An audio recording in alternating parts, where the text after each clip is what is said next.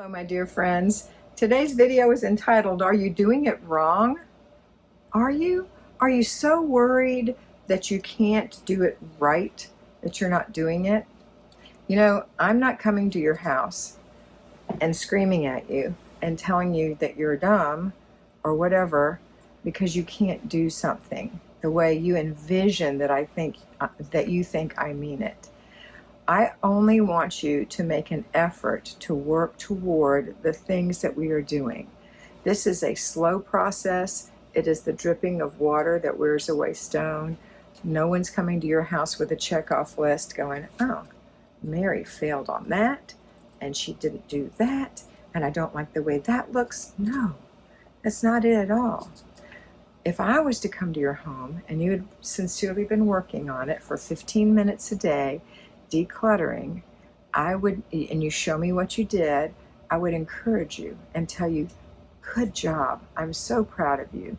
That is great. Now, as a mentor, when I have my mentees and they ask me questions, Kat, I don't know what to do about all these boxes I'm trying to save. And I see boxes, helter-skelter stacked all over the place. I might give a suggestion. That doesn't mean that if they don't do it the way I say that they're doing it wrong. But I might say, well, I think it'll give you a lot more room, Mary, if you break the boxes down and flatten them and put them somewhere out of sight, like under your bed for now, because I know you're moving in 3 months and you don't want to lose those, or in the garage or whatever. Or if you don't have that kind of room, then right there, but against the wall so you can get around and enjoy your house. But again, it is not my call. It's your call. There's nothing wrong. Everything is good as long as you're moving forward. Okay? So it's progress. It's progress over perfection. And my friend Kimmy Hughes from She's in Her Apron has always said that POP, progress over perfection. And that just means that you did something. So if you have a planner, and I love Kimmy's planner, and her planners are changing. They're being reimagined due to illness from her printer and expenses and all kinds of things that have been happening. So there's going to be something new coming up this fall. She should be announcing it, I hope, soon. And as soon as I know, I will release that information to you as well. But the thing is, you want to do something every day, and you want to have it in your planner already thought out. So you have to use your beautiful brain, which works in nanoseconds, to make a plan for the week. And once you've got your plan for the week, that would include what you're going to eat, how you're going to clean your house that week, what area you're in, what things you're doing that you do every Monday. Like maybe you do your car and your purse one day. Maybe you do your grocery planning and your planning one day. Maybe you pick up your groceries and do all your other errands another day. Maybe you do your weekly home blessing hour, or what I call quick clean, one day. So you'll have things that you do regularly. This happens every Monday. This happens every Tuesday.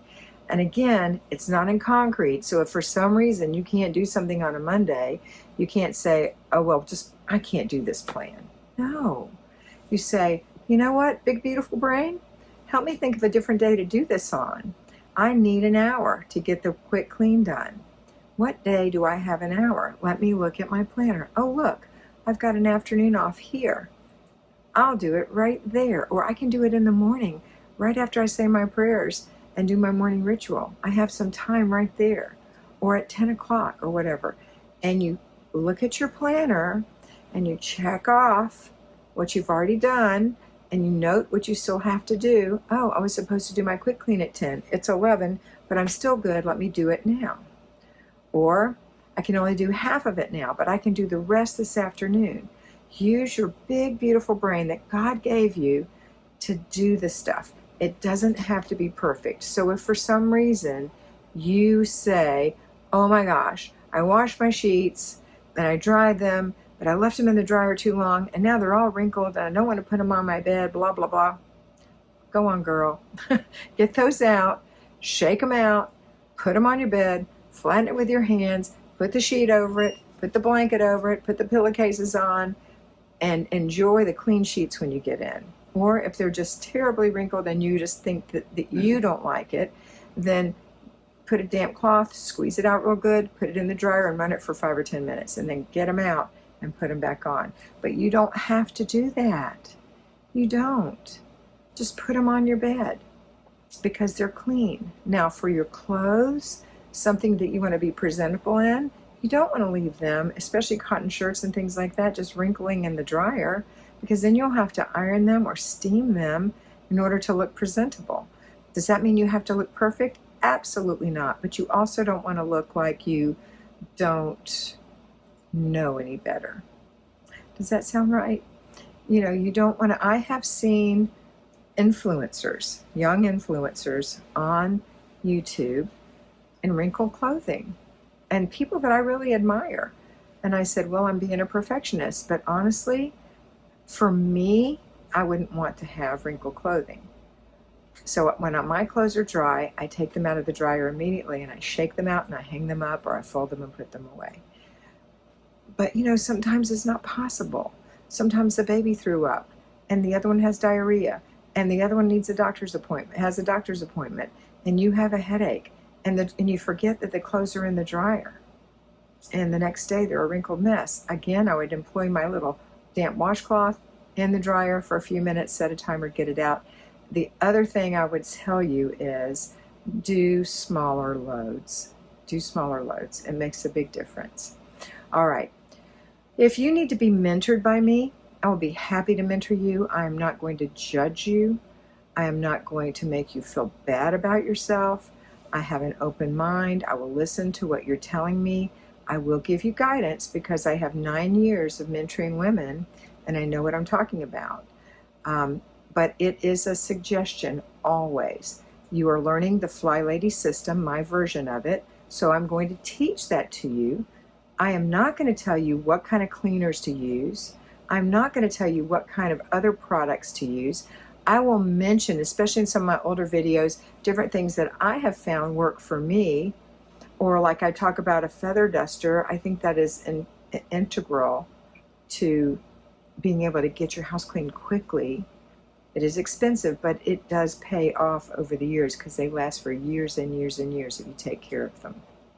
So I just want you to know that I'm here for you. I will help you. And if you are not able to get this to work for you, give it a chance. I mean, give it a chance. Get your planner out, plan it out, and stick to it. But some people need the accountability of a mentor. If you do, please go over to patreon.com. The link is below. And you can send me, you can sign up for, I would sign up for the 5 videos a week, which is $6.50 US. And when you do that, then you have the ability to send me a personal message. If you decide you want to be mentored, there are 2 levels. There's a $50 level and a $100 level. Whatever one you pick includes the $6.50 for the weekly videos. That's part of being mentored. So, for example, if you bought a $100 program, then the difference would be charged to you between $100 and the $6.50 you've already paid. Does that make sense? Okay, that's it for today. I hope you have a wonderful day, and I hope you always remember to be beautiful because you are beautiful.